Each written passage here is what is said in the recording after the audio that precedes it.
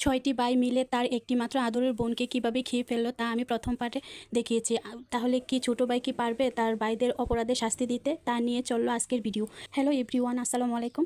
আমি মরিয়ম ইসলাম তোমাদের মাঝে দ্বিতীয় পার্ট নিয়ে আবার চলে আসলাম। সন্ন্যাসী যখন বড় ভাইয়ের বাড়িতে গেল তখনই বড় ভাই একদম ভয় পেয়ে তার বউকে ডেকে বলল যে সন্ন্যাসীকে কোনো কিছু দিয়ে বাড়ি থেকে বিদায় করার জন্য। তারপর সন্ন্যাসী যা পাইলো তা নিয়ে বাড়ি থেকে বেরিয়ে আসলো। তারপর এক এক করে বড় থেকে একদম ছোট ভাই পর্যন্ত সবার বাড়িতেই সন্ন্যাসী চলে আসলো। একদম ছোট ভাই বাদে সবার বাড়িতে যাওয়ার পরে বোনের একই কথা যে ভাই তুমি এত পাষাণ কেমনে, আমাকে কিভাবে খেয়ে ফেললে। এবার চলে আসলো সবার ছোট ভাই যেটা ওটার বাড়িতে। আসার পরে বাদ্যযন্ত্রটি তার ছোট ভাইকে দেখে কেঁদে কেঁদে বলল, ভাই তুমি কেমন আছো, কিভাবে তুমি চলো, ওই আমার বড় ভাইয়েরা কি তোমার উপর অত্যাচার করে? তখন ছোট ভাইটি কান্না দৃষ্টিতে এই বাদ্যযন্ত্রটির দিকে তাকিয়ে বলল, এটা তো আমার বোনের কণ্ঠ। সন্ন্যাসীকে তখন ছোট ভাই জিজ্ঞেস করলো, তুমি এটা পেলে কোথায়? সন্ন্যাসী সবকিছু খুলে বলার পর ভাই বুঝতে পারলো এটা তার বোনের মাংস চাপা দেওয়া ওই জায়গা থেকে উঠে আসছে। তখন ছোট ভাই সন্ন্যাসীর কাছে এটা চেয়ে নিল। সন্ন্যাসীর মনে অনেক দয়া হলো, উনি এটা তার ভাইকে দিয়ে দিল। ছোট ভাই খুব যত্ন করে বাদ্যযন্ত্রটি রেখে দিল এবং প্রত্যেকদিন রাতে এই বাদ্যযন্ত্রটির সামনে বসে সে অনেক কথা বলে। ছোট ভাই যখন কাজে যায় তখন এসে দেখে যে তার ঘরের সম্পূর্ণ কাজ একদম পরিপাটি করে রান্না করে রেখে দিয়েছে। ভাইটি প্রথমে ভাবছে ওর ভাবিরা মনে হয় তার এই কাজগুলো করে দিয়েছে,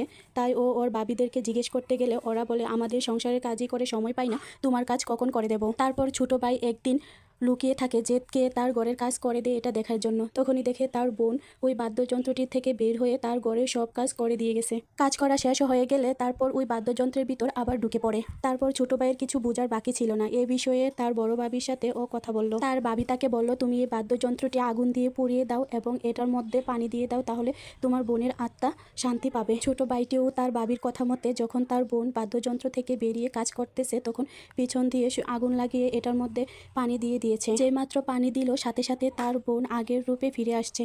এটা দেখে তো ছোট ভাই অনেক খুশি হয়ে গেল। বোনকে ফিরে পেয়ে ভাই অনেক খুশি। তারপর সিদ্ধান্ত নিল এভাবে ভাইদের ছাড় দেওয়া যাবে না।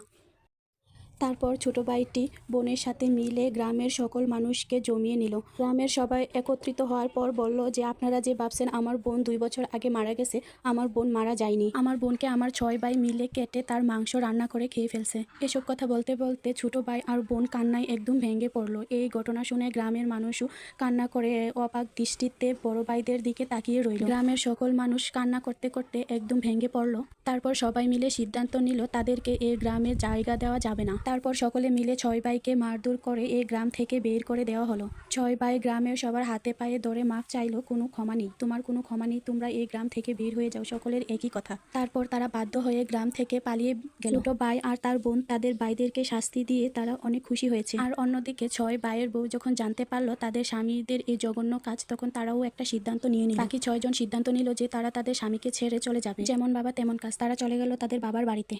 তারা তখন একদম নিঃসঙ্গ হয়ে এই দেশ ছেড়ে অনেক দূরে পালিয়ে গেল। আজকের গল্পটা এ পর্যন্তই। কেমন লেগেছে তোমাদের কাছে অবশ্যই কমেন্ট করে জানাবা। আর আমার এই চ্যানেলে যদি তোমরা নতুন হয়ে থাকো প্লিজ সাবস্ক্রাইব করে দিও। সবাই ভালো থেকো, সুস্থ থেকো, আল্লাহ হাফেজ, আসসালামু আলাইকুম সবাইকে।